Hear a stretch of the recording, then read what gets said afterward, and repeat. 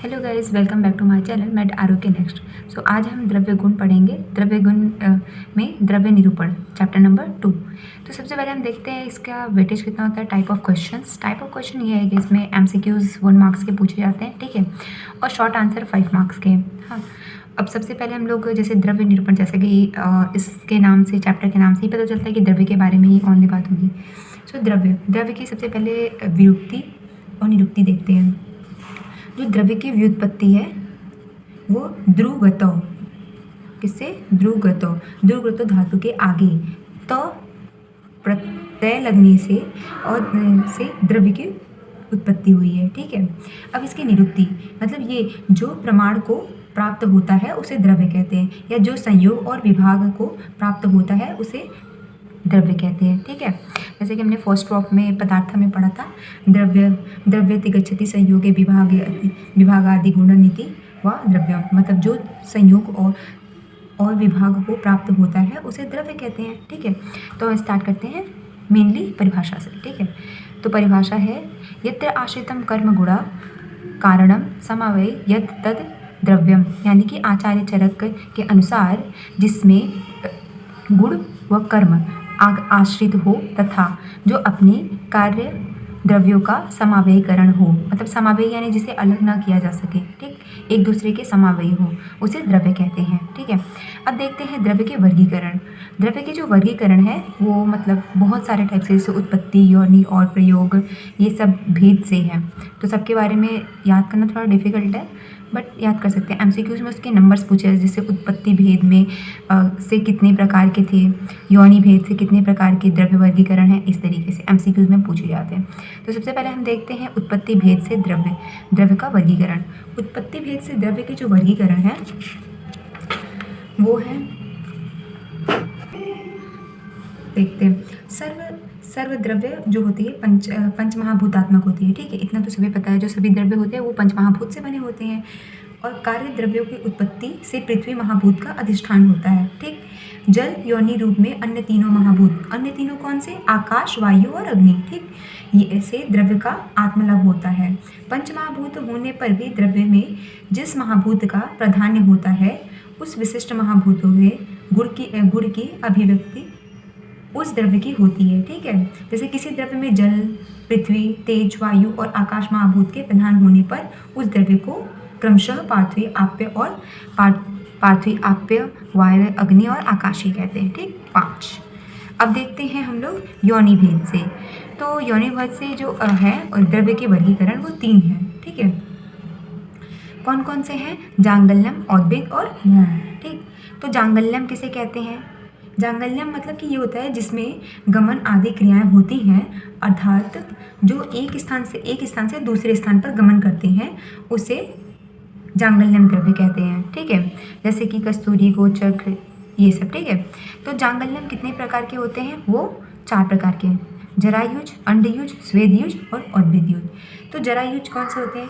जो जीव, ठीक, जो जीव जंतु या प्राणी गर्भाशय में जरायु से आवृत रहते हैं उन्हें जरायुज कहते हैं, ठीक है। जैसे मनुष्य हो गए, पशु हो गए, ठीक। अब देखते हैं अंडयुज। अंडयुज वो होते हैं जो जीव अंडे से जन्म लेते हैं उन्हें अंडज कहते हैं, ठीक है। जैसे पक्षी हो गए, सरीसृप हो गया, ये सब। अब स्वेदज, जो जीव मनुष्य या पशुओं के स्वेद से उत्पन्न होते हैं उसे स्वेदज कहते हैं। जैसे पिपीलिका हो गई और कीट हो गए, ठीक।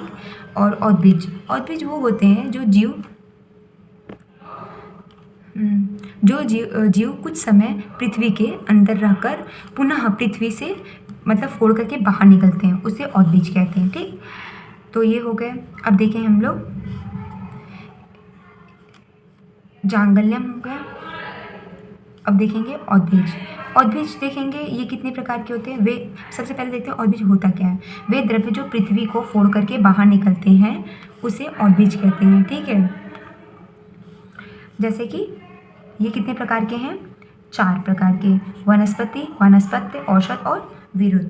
तो वनस्पति, तो जिन द्रव्यों में पुष्प के बिना ही फल आ जाए उसे वनस्पति कहते हैं। जैसे गुलर और वट, ठीक है, वानस्पत्य, जिनमें जो पुष्प के बाद फल आए, अर्थात जिसमें पुष्प और फल दोनों स्पष्ट रूप से आते हैं, ठीक है, तो उसे वानस्पत्य कहते हैं। जैसे कि आम हो गया, जामुन हो गया, ये सब, ठीक है। अब औषधि, जो औद्भिद द्रव्य फल पकाने के बाद स्वयं सूख कर नष्ट हो जाते हैं उसे औषधि कहते हैं, ठीक। जैसे कि गेहूँ हो गए, तिल हो गई, यौ हो गई, ठीक है। अब विरुद्ध, जिनमें प्रांत यानी जिनमें लताएं होती हैं ना, उसे विरुद्ध कहते हैं। जैसे क्या हो गया इसके एग्जाम्पल, जो मतलब लता से, जैसे मटर वगैरह हो गई, ये सब लता से ही ऊपर अपने प्रांतों से बढ़ के ऊपर चढ़ते हैं ना, तो उसे कहते हैं। अब नेक्स्ट हम लोग भौम द्रव्य देखते हैं। वह द्रव्य जो भूमि से बाहर से प्राप्त होते हैं उसे भौम कहते हैं। ये कितने प्रकार के होते हैं? प्राकृत और कृत्रिम। प्राकृत क्या होती है देखते हैं। जैसे भूमि में प्राकृतिक अवस्था से में मिलने वाले स्वतंत्र तत्वों या उसके खनिज को प्राकृतिक भौम कहते हैं, ठीक है। अकृत्रिम, जो तत्व या यौगिक प्राकृतिक खनिज पर विभिन्न भौतिक व रासायनिक क्रियाएं करके प्राप्त होता है उसे कृत्रिम कहते हैं, ठीक है। जैसे कि लौह, धातु, कांसा, टीन, ये सब होते हैं ना। अब देखते हैं हम लोग प्रयोग भेद से। जो प्रयोग भेद है उसके टाइप्स होते हैं। प्रयोग भेद से इसके दो टाइप्स, आहार द्रव्य और औषध द्रव्य। तो आहार द्रव्य में क्या होता है? आहार द्रव्य वे रस प्रधान द्रव्य होते हैं जिनमें शरीर का रस धातु का पोषण होता है, ठीक है, उसे कहते हैं आहार द्रव्य। जैसे कि यौ, गोधूम, यौ हो गया, गोधूम हो गई, ठीक है, आदि। अब औषध द्रव्य, औषध द्रव्य क्या होते हैं? औषध द्रव्य वीर्य प्रधान होते हैं, इनमें वीर्य की प्रधानता होती है, इनका प्रयोग रोग निवारण करने के लिए किया जाता है, ठीक है। जैसे कि चक्रपाणी के अकॉर्डिंग के अनुसार जो औषध द्रव्य होते हैं वो 3 होते हैं। कौन कौन से होते हैं? तीक्ष्ण, मध्य और मृदु, ठीक है, ये होते हैं। अब प्रभाव भेद से द्रव्य का वर्गीकरण देखते हैं। प्रभाव भेद से जो मतलब कि ये होता क्या है प्रभाव द्रव्य के वर्गीकरण, इसमें क्या होता है कि कुछ द्रव्य अपने प्रभाव से कुपित दोषों को शांत करते हैं, ठीक है, तो उनमें कौन से शमन, कोपन और स्वास्थ्य हितकर करके ये 3 क्रियाएं आती हैं, ठीक है। जैसे कि शमन के बारे में बात करते हैं, ये क्या करती है? वात शामक, पित्त शामक और कफ शामक होती है, ये कुपित दोषों को शांत करती है।